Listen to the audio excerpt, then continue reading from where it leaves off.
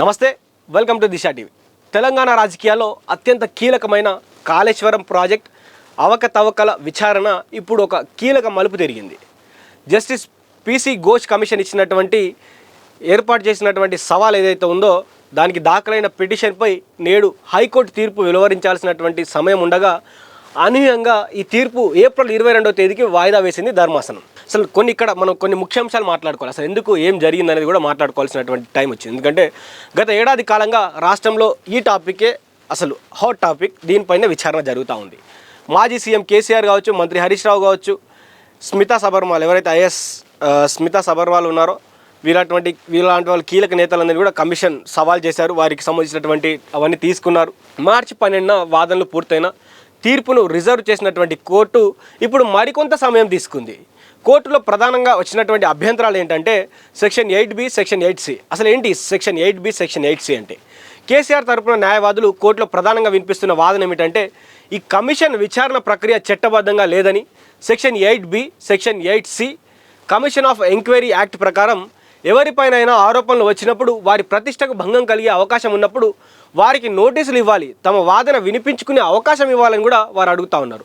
అయితే cross examine చేసినప్పుడు సాక్షులను క్రాస్ ఎగ్జామిన్ చేసే అవకాశం తమకు ఇవ్వలేదని పిటిషనర్లు వాదిస్తూ ఉన్నారు.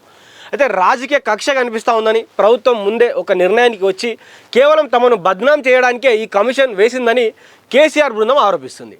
ఒకసారి ఈ కమిషన్ ఏర్పాటు చేయడానికి ఒకసారి వెనుక ఏం జరిగింది, అసలు ఫ్లాష్ బ్యాక్లో ఏం జరిగిందో ఒకసారి మనం మాట్లాడుకునే ప్రయత్నం చేద్దాం.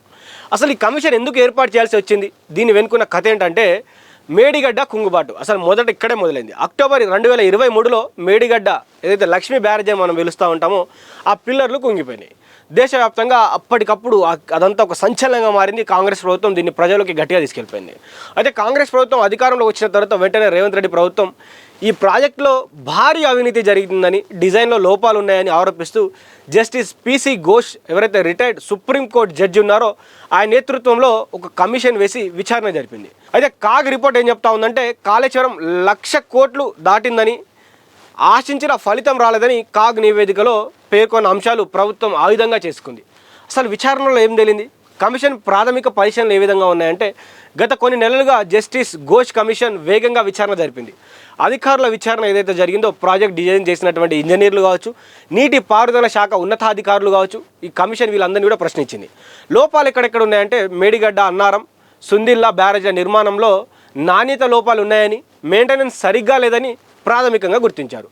నిధులు ఎక్కడి నుంచి ఎక్కడికి మళ్లించారంటే అంచనా వ్యయం ఎందుకు పెరిగింది, కాంట్రాక్ట్ ఏదైతే ఉందో సంస్థలకు లబ్ధి చేకూరేలా నిర్ణయాలు తీసుకున్నారా అనే కోణంలో కూడా విచారణ జరిగింది. అయితే రాజకీయ విమర్శలు, ప్రతి విమర్శలు ఇవన్నీ ఎక్కడ జరిగాయంటే మొదటగా మనం ఒకసారి మాట్లాడుకుంటే మేము ప్రజల సొమ్మును కాపాడుతున్నామని కూడా కాంగ్రెస్ పార్టీ చెప్తుంది. తప్పు చేసిన వారు శిక్ష అనుభవించాల్సిందని వారు చెప్తా ఉన్నారు. అయితే బీఆర్ఎస్ పార్టీ ఏం చెప్తా ఉంది, ప్రాజెక్టు పని చేయకుండా చేసి మమ్మల్ని దోషులుగా చూపాలని చూస్తున్నారని, మేడిగడ్డ రిపేర్లు చేయకుండా కాలయాపన చేస్తున్నారని కూడా వారు చెప్తున్నటువంటి పరిస్థితి. ఎందుకంటే కాంగ్రెస్ పార్టీ వాళ్ళు 1,00,000 కోట్లు తిన్నారు, మేము వాళ్ళని బయటికి తీసుకొస్తామని కాంగ్రెస్ పార్టీ చెప్తుంది. కానీ బీఆర్ఎస్ పార్టీ ఏం చెప్తుంది, మేము ఆ ప్రాజెక్ట్ని ఒక 100 సంవత్సరాలకు కొన్ని తరాలకు సరిపోయే విధంగా మేము కట్టాము, దాన్ని మెయింటెనెన్స్ చేసే విధంగా కావచ్చు, ఆ కుంగిపోయినటువంటి పిల్లర్లను కట్టే దిక్కు లేదా మీకు, దాదాపు 10 కోట్లు 15 కోట్లటువంటి ఉన్నటువంటి ఆ పనిని పూర్తి చేసే ధైర్యం మీకు లేదా, మమ్మల్ని దోషులుగా ప్రూవ్ చేయడానికి మాత్రమే అవి ఇంకా అట్నే పెట్టారు. ఇంకా బీఆర్ఎస్ పార్టీ నుంచి ఇంకా డిఫరెంట్ యాంగిల్స్ కూడా వచ్చాయి.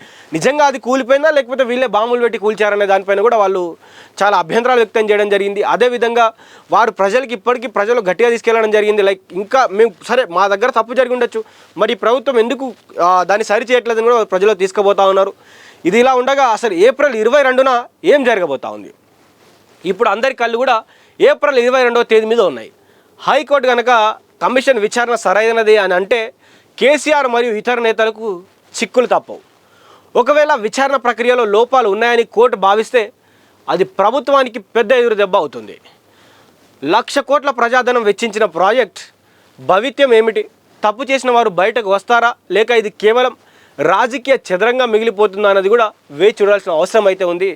మరి చూద్దాం, మరి ఏప్రిల్ 22న కోర్టు ఇచ్చేటువంటి తీర్పు ద్వారా మరి నిజంగా కేసీఆర్ని అరెస్ట్ చేస్తారా? కేసీఆర్ని అరెస్ట్ చేస్తే రాష్ట్రంలో ఉన్నటువంటి పరిస్థితులు ఏ విధంగా మారబోతాయి, రాజకీయ సమీకరణాలు మారబోతూ ఉంటాయి. కాబట్టి మరి కాంగ్రెస్ ప్రభుత్వం ఈ నిర్ణయం తీసుకుంటుందా, లేకపోతే మళ్ళీ కోర్టు ఇంకో విచారణకు, లేకపోతే ఇంకో విధంగా ఏమన్నా కోర్టు ఇంకా టైం వేస్ట్ చేసే అవకాశం ఉందా, లేకపోతే అదే రోజు తీర్పు వస్తుందా లేదా, మరి కేసీఆర్ కావచ్చు, కేసీఆర్ అండ్ కో ఎవరైతే ఆ టీం అందరినీ మరి అరెస్ట్ చేస్తారా, ఏం జరుగుతుంది అనేది కూడా ఏప్రిల్ 20న తేలబోతా ఉంది. కాబట్టి చూస్తూనే ఉండండి దిశ టీవీ. ఏప్రిల్ 20న ఏం జరగబోతా ఉంది, ఏం జరుగుతుందో కూడా ఆ రోజు కూడా మాట్లాడుకునే ప్రయత్నం చేద్దాం.